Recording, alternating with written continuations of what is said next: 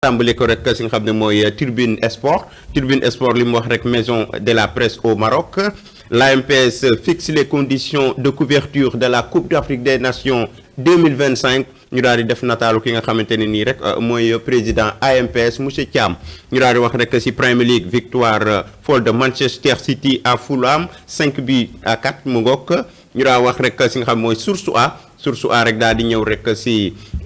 Amarosa Bissau embouillante sa copine au détour d'une dispute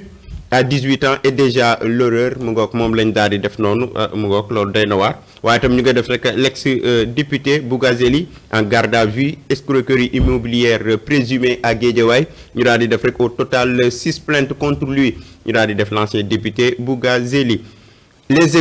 Les Échos tam mu ngi dekk rek wax rek si nga xam ne mooy majorité et opposition se craignent le chignon daal di wax rek si El Malick Ndiaye annonce des instructions du bureau. Abdou Mbow crasse vérité Mayobé Mbaye menace Djimon Souaré dénonce une dérive dangereuse mu nga kon ñu daal di wax ci Pape Malick Diakhaté décryptage les forces du Sénégal Pape Malick Diakhaté décrypte les forces du Sénégal, c'est bien cela. Cette équipe est mature mais la CAN sera bien plus difficile. waaw moom day l'ancien joueur international la moom Pape Malick Diakhaté moo yëkkati kàddu yooyu. Blanchissement et association de malfaiteurs Wally Seck rejette catégoriquement les accusations mu ngoog c'est bien cela yor daal di wax rek si l'ICAT dans le mu ngoog brigade de gaz lacrymogène et blessé la crise des bourses dégénérée mu ngoog lañ daa def rek ñi nga xam ñooy policiers yi noonu tubaarkàlla ca jàppante ya Rewmi Sport Monaco Paris Saint-Germain le Vauxhall Camara n'a pas pris rouge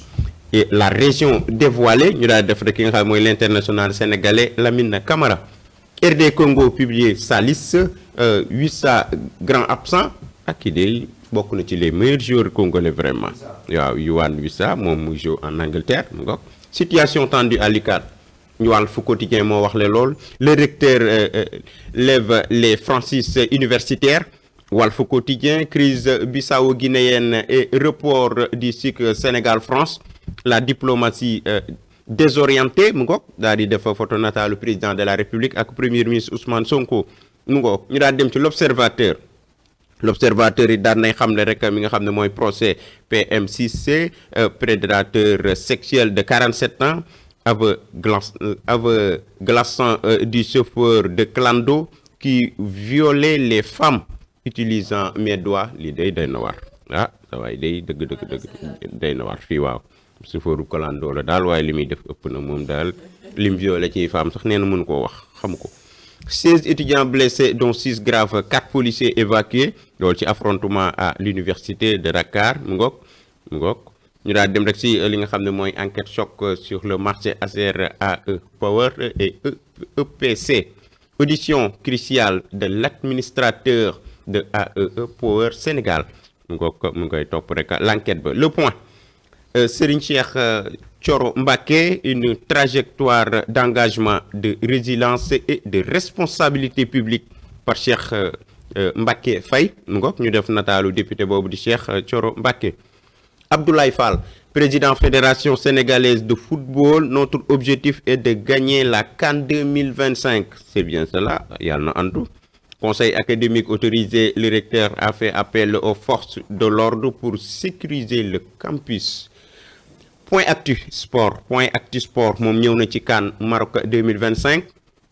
la mu wax rek mooy 175 accréditation accordées aux journalistes sénégalais mu ngoog mooy ñi war a dem ca CAN ba pour couverture bi mu ngi noonu Coupe d'Afrique des Nations mu ngoog daal nañ cay def rek nataalu CAN bi Coupe d'Afrique bi trophée bi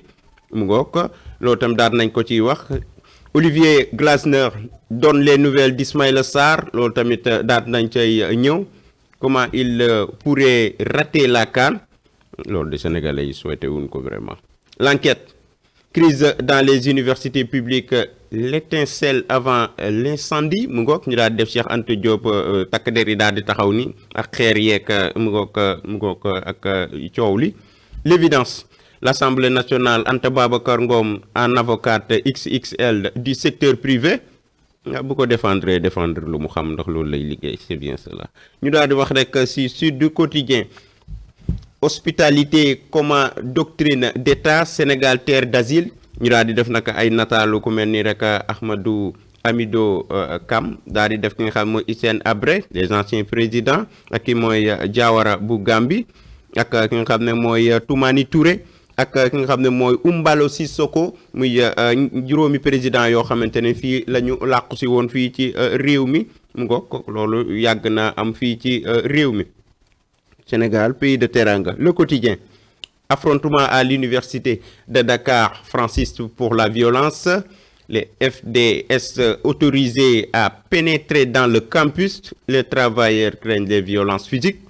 mën na caa ne Wally ne change pas de tempo muy rek audition bi mu am démb moo ko pôle judiciaire financier ñu def nataalu takk der yi tubaarkàlla point actu rek dem ci affrontement policier étudiant à l'UCAD pour le paiement des bourses le recteur enjambe les francistes universitaires moom daat nañ cay dem def nataalu takk der yi noonu ak ñi nga xam ne démb dafa gën a naka wulee ñaaye mu ngoo ko yëf ya mu ngay rek gën di jax mu ngoo ko ñu daal di wax rek si nga xam mooy record daal di def rek nataalu gaynde yi CAN 2025 joueurs libérés à une semaine du tournoi quelle posture pour Pape Thiaw vis-à-vis des clubs ñu def nataalu sélectionneur national Pape Thiaw libération rek mu ngi ñëw rek si li nga xam ne mooy les détails d'une sordide affaire moom ca loolu la dem l'UCAD dans une spirale dangereuse daat na cay ñëw le conseil académique ouvre les portes du campus à la police mu ngi noonu Direct News tension à l'UCAD sécurisation du campus le conseil académique autorisé le recours aux forces de l'ordre mu ngoog recours aux forces de l'ordre c'est bien cela ñu gane noonu gars yi xeex bi démb sànnente xeer beeg yooyu moom la gën a fësal l'office du baccalauréat attaqué et saccagé un parfum de juin 2023 ressurgit à l'UCAD Sonko les 20 mètres du monde géopolitique mondiale Sonko fait partie kon le conseil académique autorisé l'intervention de la police sur le campus pédagogique daal di def nataalu takk der yi Wally Seck après son audition fële nga xam ne mooy pôle judiciaire financier je n'ai rien à me reprocher mu ngoog à quoi devrait ressembler la liste de Pape Thiaw CAN 2025 au Maroc Turbine li mu def rek mooy pendant que l'université chauffe les députés PASTEF s'attaquent aux bourses des étudiants c'est bien cela mu ngoog des na ci ñëw ci yaatal rek ñu daal di dem rek si nga xam ne mooy las moom itam la mu gën a fësal mooy échauffourée entre étudiants et policiers UCAD temple de la violence mu ngi noonu ñu daal di def rek nataalu takk der yi mu ngoog kon ñu daal di wax ci Rewmi Quotidien moom les 50 personnalités qui ont fait bouger 2025 tubaarkàlla personnalité politique yaak religieux yaak député yaak ñoom ñëpp ñu nga ca ak homme d'affaires yi tubaarkàlla ñoom 50 ñëpp ñu daal di wax rek si nga xamante ne mooy le soleil moom lam fësal mooy l'UCAD rejoue son cycle